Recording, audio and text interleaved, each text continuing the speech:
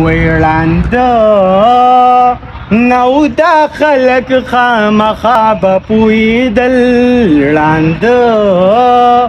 نو دا خلک خامخا به پوهېدل زما او ستا چې یو بل ته رنګونه زړېدل رنګونه زړېدل وای کچا نو دا کار ولې پیغور پکې دسو پیغور پکې دسو وای کچا نو دا کار ولې پیغور پکې دسو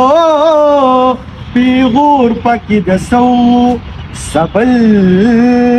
چاته خو نه او خپل جانان ته مې جړل سبل چاته خو نه او خپل جانان ته مې جړل